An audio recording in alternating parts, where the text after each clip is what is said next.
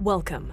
You're listening to the Malcontent News Russia-Ukraine War podcast, the show that cuts through the fog of war and updates you about the ongoing conflict in Ukraine. With your host, Linnea Hubbard. Don't forget to like, comment, and subscribe on Apple Podcasts, Spotify, and Google Podcasts. I'm Linnea Hubbard, and today is Monday, June 5th, 2023. It's been 3,386 days since Russia occupied Crimea on February 27, 2014, and 467 days since the large-scale invasion of Ukraine began. Today's podcast looks at what happened yesterday in the Russia-Ukraine war. The Malcontent News Russia-Ukraine War Report is compiled by our team from around the world. Today's report includes information from direct contacts in Ukraine and their proxies, Russian Ministry of Defense reports, the General Staff of the Armed Forces of Ukraine reports, operational commands north, south, and east of Ukraine, open source intelligence, our in-house team of analysts and geolocation experts, and pro-Ukrainian and pro-Russian mill bloggers and social media accounts with a track record of trying to be accurate. We have one mission: to report the truth, because the truth matters.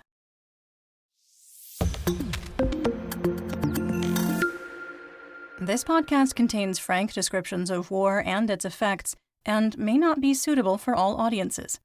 Listener discretion is advised. Let's start with our assessment of the current status of the war.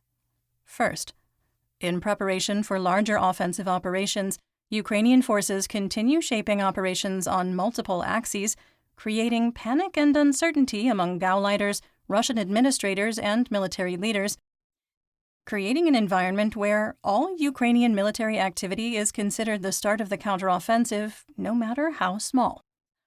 Second, we assess that the continued incursions into the Belgorod region along the 275-kilometer stretch of the Russia-Ukraine border meant to force the Russian Ministry of Defense, or MOD, to move military assets out of Ukraine to secure the region has been more successful than Russian partisans anticipated, with Kremlin-aligned military commanders unable to organize a cohesive response. Third, anger and frustration among Russian state media, propagandists, mill bloggers, and residents of the oblasts that border Ukraine continues to expand, with open discussions on Russian state media and social media about replacing Russian President Vladimir Putin, questioning Russian nuclear doctrine and the repeated irresponsible threats, and widespread criticism of Moscow's inability to secure Russian borders and airspace. Fourth, soil conditions and tractability are now favorable for large-scale military operations. Fifth, we've identified shaping activity by the Ukrainian armed forces in 4 locations that could indicate a larger attack is being prepared.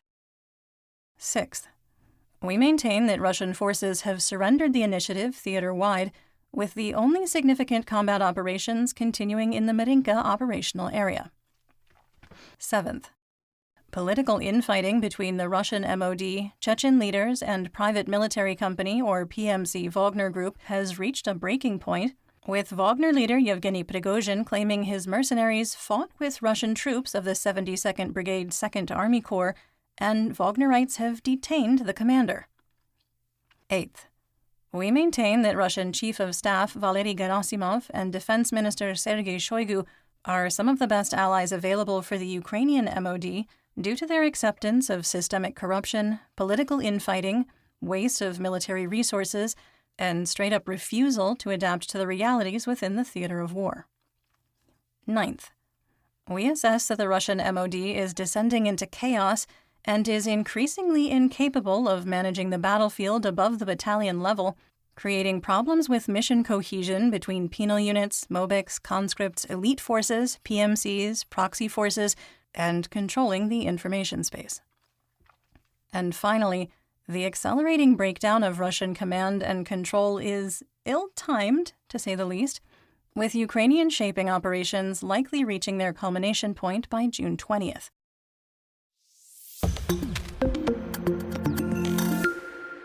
Let's get some regional updates, starting with the Russian front. In the Belgorod operational area, now for the 5th day, Russian partisans with the Free Russian Legion, or FPL, and the Russian Volunteer Corps, or PVK, supported by elements of the Polish Volunteer Corps, or NVK, continued fighting against Putin regime-aligned Russian forces in Novaya Tavolzhanka. Belgorod Regional Governor Vyacheslav Gladkov reported the border settlement was hit by 102 artillery rounds, mortars, and Grad rockets fired by Multiple Launch Rocket Systems, or MLRS. Russian mill blogger Gennady Alekhin reported that a senior Russian officer, commander of one of the battalions fighting Russian partisans, received 6 shrapnel wounds and had to be evacuated from the battlefield along with wounded members of his unit. Shebekino was heavily shelled, hit by over 500 munitions throughout the day. The market area was struck, causing heavy damage, and left a section burning out of control due to the lack of water service in the city. Local officials reported that looters had hit the Shebekinskaya ambulance station and that operators were removing the remaining most valuable and undamaged equipment.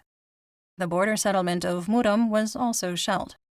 NASA fire information for Resource Management Systems, or FIRMS, showed significant thermal anomalies in Novaya Tavolzhanka and Shebekino along the Russia-Ukraine international border and the forested tracts near the Ukrainian settlements of Ohirtseve, Bakhruvatka, and Prilipka.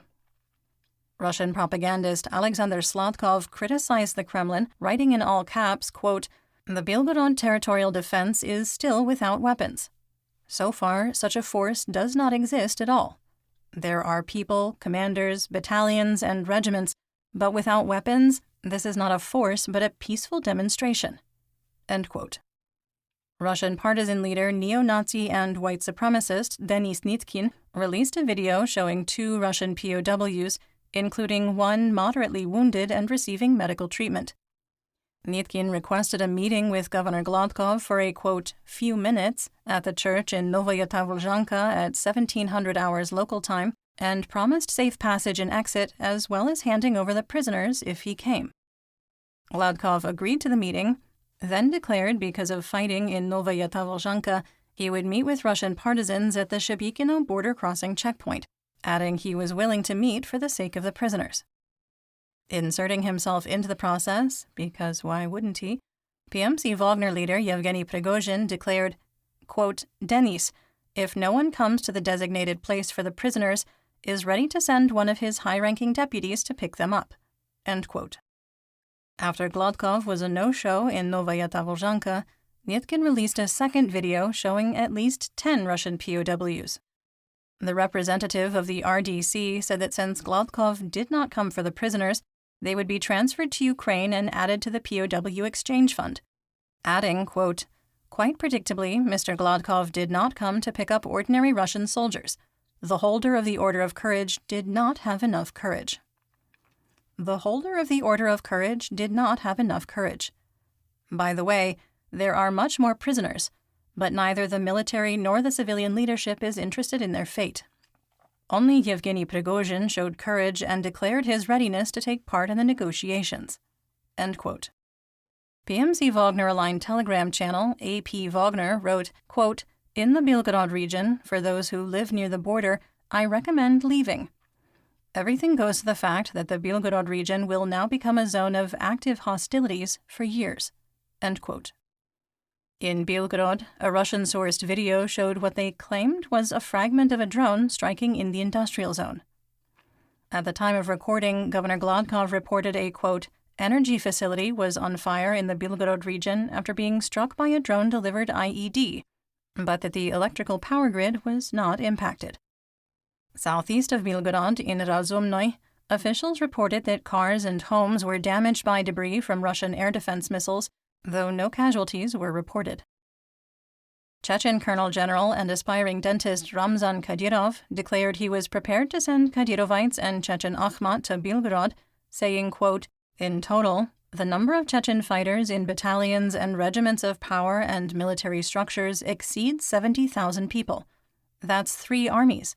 All units were trained at the Russian University of Special Forces. Equipped with the latest technology, trained, equipped with trouble-free weapons, and ready to fulfill any order of the Supreme Commander in order to protect our state and our citizens. Sending fighters from Chechen units to the Belgorod region would be a good solution. Therefore, we are ready and waiting for the order." End quote. Quick sidebar. It's important to note that the 70,000 figure is the total Chechen force, not Chechen forces deployed to Ukraine. The Telegram channel VCHK OGPU claimed that Russian President Vladimir Putin doesn't want to hear any bad news from the front. Subordinates who try to provide forthright assessments are dismissed, being told they are, quote, currently under the influence of Western propaganda, end quote, and that the Russian president, quote, has more reliable information from other sources which does not align, end quote. State Duma Deputy Natalia Paloyunova from the Belgorod region visited with Shebekino refugees in temporary assistance centers and delivered 3 tons of humanitarian aid. Some assessment. The political posturing between the Kremlin, which continues to be in a state of denial, Prigozhin, Kadyrov, and Russian partisan leaders, has laid bare the command and control problems that permeate every echelon of the Russian MOD. The FPL, PVK, and NVK represent approximately 1 understaffed battalion of 500 partisans, almost certainly supported by Ukrainian so-called Little Green Men operating within Ukrainian territory in tactics reminiscent of Russia's start of its war of aggression against Ukraine in 2014. Despite the size of the partisan groups, with no air force, army aviation, or significant heavy weapons, they've opened up a front along 275 kilometers of the Russian border.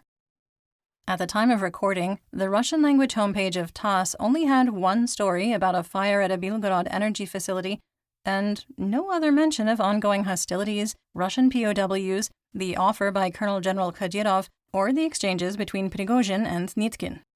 The official Kremlin position is becoming untenable after 5 days of sustained border incursions and heavy shelling. The lack of a cohesive military, civil defense, and information response shows that the Russian Federation armed forces and its leaders were unprepared to respond to these incursions. A functioning military would have prepared action plans that would have been updated as the Western Military District's forces became weakened.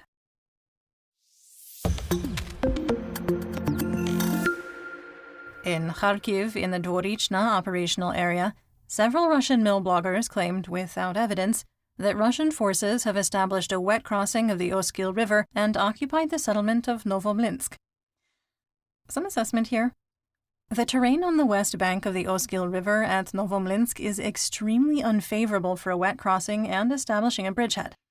The eastern approaches are open fields, and to the west of the hamlet is terraced high ground with forested tracks, providing surveillance and firing positions. Ukrainian source Deep State reported continued fighting in the area of Masyutivka, with no change in the situation. In the Svatova operational area, the Russian MOD alleged that Ukrainian sabotage and reconnaissance groups, or DRG, of squad or platoon size were operating in the area of Berestova. You're listening to the Malcontent News Russia-Ukraine War Podcast. Our team of journalists, researchers, and analysts is funded by readers, listeners, and viewers just like you. To support independent journalism, please consider becoming a patron. You can find us on patreon.com/Malcontent News.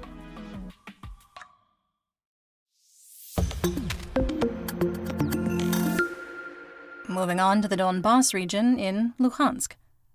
Operational Command East, or OKE spokesperson Colonel Serhiy Cherevati, reported that Russian forces fired 601 artillery rounds, mortars, Grad and Smerch rockets, drone-delivered IEDs and bombs from Dvorichna to Bilohorivka, the one in Luhansk, and Russian Army Aviation and Air Force, or VKS, carried out 11 airstrikes.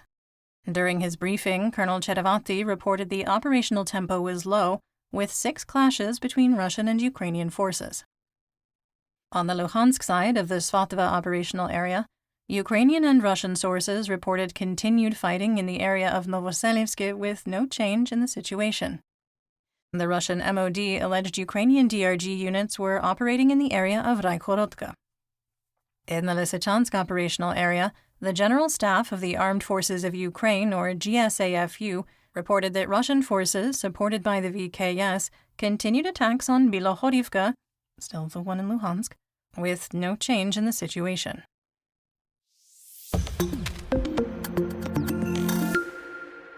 In northeast Donetsk, in the Siversk operational area, Russian and Ukrainian sources reported fighting in the area of Smyrna with no change in the situation. In the Solidar operational area, Russian mercenary mill blogger Wargonzo reported that Ukrainian forces were on the offensive and were attempting to advance in the direction of Zalesnyansk from the bridgehead they created on the western edge of the M3 highway Russian ground line of communication. Called a GLOC, that is a supply line. In the Bakhmut operational area, Ukrainian Deputy Minister of Defense Hanna Maliar maintained that Ukrainian forces hold the Litak, or airplane, region of southwest Bakhmut, saying, quote, "In the city of Bakhmut, the situation is conditionally stable. We control the southwestern outskirts of the city. The Wagnerites have not yet left the city. They carry out instructional work with the regular army units that have arrived." End quote. Quick assessment here. We have maintained since PMC Wagner leader Prigozhin claimed on May 20th that Bakhmut was captured, that the Litak district and areas west of Yuvelena Street near Khomova were not under Russian control. We had also previously assessed that Prigozhin made the early claim to gain an exit from Bakhmut and the theater of war in Ukraine. We maintain our assessment that Ukrainian forces hold 2.8% of the city. In a carefully orchestrated act of information warfare against the Kremlin, Prigozhin responded to a question from the Russian state media publication Voice of the People if Russian forces had, quote, lost control of part of Bakhmut. He responded, quote, "Yes, unfortunately, such information is available that for some reason the units that were supposed to be in the gardens, in which we suffered losses every day, but nevertheless this territory was held back, even though it is really difficult to gain a foothold there. Today there is information that observation posts of the armed forces of Ukraine have already been set up there. And if this is the case, then wait for the next steps." End quote. Prigozhin's reference to the gardens is the area west of Yuvelena Street. In the Klishchiivka operational area, the GSAFU and Wargonzo reported that Russian forces made new attempts to advance in the direction of Ivanivsky from the Klishchiivka area and were unsuccessful. Fighting was also reported near the Siversky Donets-Donbass Canal, with Russian forces, supported by the VKS, making a failed attempt to advance in the direction of Bilohora.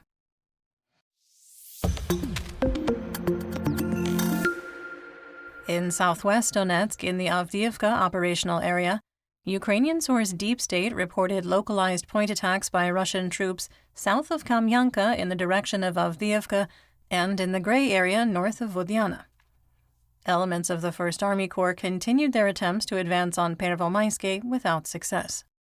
In the Marinka operational area, Chechen forces of the Akhmat 54th Motor Rifle Brigade and the Russian 5th Motor Rifle Brigade of the 1st Army Corps, supported by the VKS, continued their attacks on Marinka. Chechen forces suffered significant losses, leading 27 separate attacks throughout the day. Russian mercenary mill blogger Rybar claimed that Chechen forces lost position south of Marinka.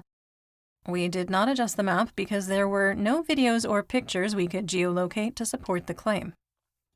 In the Velika Novosilka operational area, a quick note. Our team strictly adheres to the journalist standards of the Society of Professional Journalists.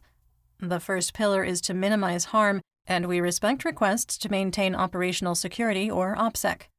Beyond journalistic integrity and honoring direct or indirect government requests, breaking OPSEC would destroy trust within our network of trusted sources inside and outside of Ukraine and the subject matter experts we work with. No information contained in the following is outside of the public domain. The Russian MOD claimed that the main thrust of the Ukrainian offensive had started along the Zaporizhzhia-Donetsk administrative border, saying, quote, "On the morning of June 4th, the enemy launched a large-scale offensive in 5 sectors of the front in the South Donetsk direction by introducing into battle the 23rd and 31st Mechanized Brigades from the strategic reserves of the Armed Forces of Ukraine with the support of other military units and subunits. In total, 6 mechanized and 2 tank battalions of the enemy were involved. The enemy's goal was to break through our defenses on the most vulnerable, in his opinion, sector of the front. The enemy did not achieve his tasks. He had no success. As a result of the skillful and competent actions of the Eastern Group of Forces, The losses of the armed forces of Ukraine amounted to more than 250 personnel, 16 tanks, 3 infantry fighting vehicles, and 21 armored fighting vehicles. Commander of the Joint Group of Forces, Chief of the General Staff of the Armed Forces of the Russian Federation, General of the Army Valery Gerasimov, was at one of the advanced command posts in this direction during this period. End quote. Numerous Russian milbloggers and military commanders dismissed the claim, including Rybar, Russian collaborator and occupied Zaporizhia administrator Vladimir Rogov, our favorite FSB colonel, convicted war criminal, Kremlin pariah, failed Mobik, and truly garbage human being Igor Strelkov-Girkin, deputy commander of OMON forces of the so-called Donetsk People's Republic, Lieutenant Colonel Alexander Khodorkovsky, and Semyon Pegov of Worgonzo. To support their claim, the Russian MOD released a 34-second video which didn't align with their report. Assessment here.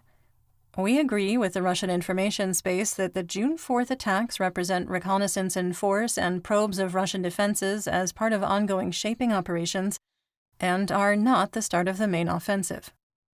The broad rejection of the Russian MOD's claim would have been unthinkable a year ago. Despite tight controls within the information space backed by the so-called Don't Say War laws, Moscow is increasingly struggling to control the special military operation narrative. Lieutenant Colonel Khodorkovsky reported that Russian troops had mined the Russian Gilak between Novodonetsk and Russian-controlled Oktyabrsk without communicating with their forces to the north.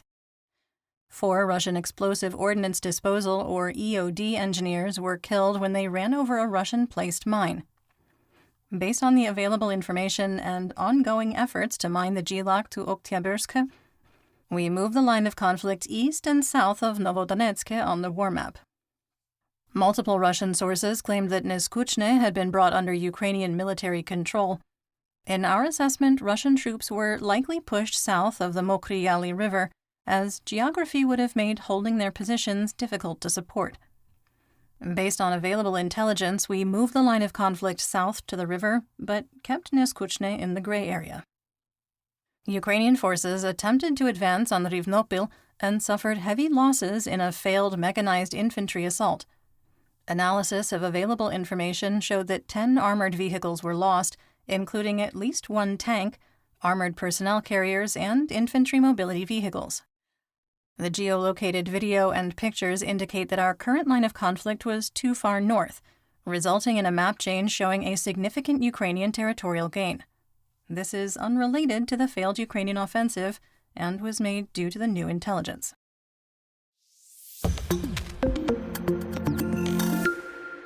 Moving on to Zaporizhia. Russian forces conducted 68 fire missions and 3 airstrikes on Free Zaporizhia, targeting 19 settlements along the line of conflict.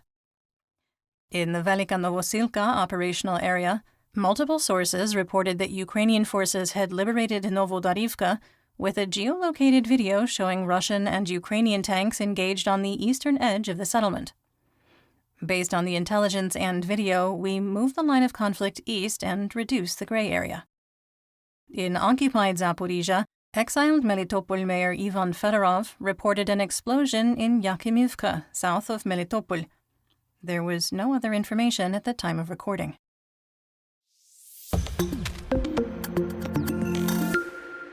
In the Black Sea, Crimea, Mykolaiv, and Odessa region, Ukrainian Operational Command South, or OKS, recorded 11 vessels of the Black Sea Fleet on patrol, with 1 frigate capable of launching 8-caliber cruise missiles. Cable TV networks in occupied Crimea were hacked and repeatedly played the Ukrainian silence video, which hints that the main Ukrainian offensive will start soon. Unable to quickly retake the networks, operators shut down impacted cable TV providers. We'll talk more about the video in the theater-wide segment.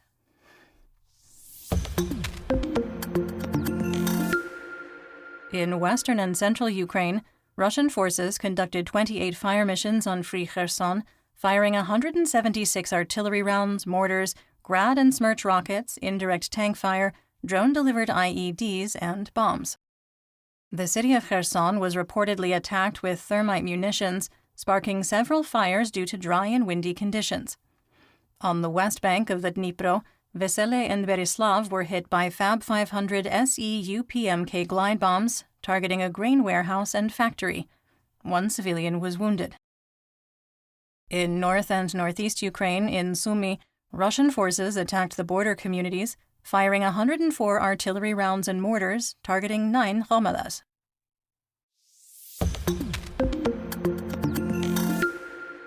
Let's talk about developments theater-wide and outside Ukraine. The Ukrainian Ministry of Defense is running a public campaign requesting total operational silence, further hinting that the larger offensive will soon begin. The well-produced video shows well-equipped Ukrainian soldiers with various weapons in different terrain who simply turn to the camera and raise a single finger to their lips. It ends with 2 fighter airplanes and shh. Ukrainian officials also released a statement about upcoming hybrid warfare in the information space. Quote, "Warning. Stratcom of the Armed Forces warns the Russian occupying forces are intensifying their informational and psychological operations. Russian telegram channels and social networks are planning to intensify the spread of unreliable information about the combat operations of the armed forces of Ukraine. Russian telegram channels and social networks are planning to intensify the spread of unreliable information about the combat operations of the armed forces of Ukraine and of their own formations.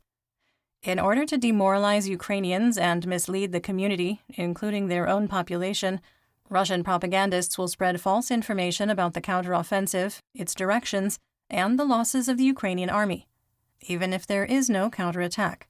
For this, old videos and photos have been prepared, which show damaged vehicles, dead and captured, and also other fake materials." End quote. Quick assessment.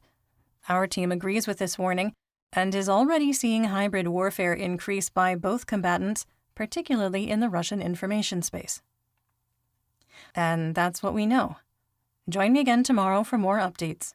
Until then, stay safe, everyone. You've been listening to the Malcontent News Russia-Ukraine War podcast. To help keep us independent, please consider providing financial support by becoming a patron. Want on-demand news in your hand? Download the Google News app and make Malcontent News one of your favorites to receive breaking news updates. Thank you for listening.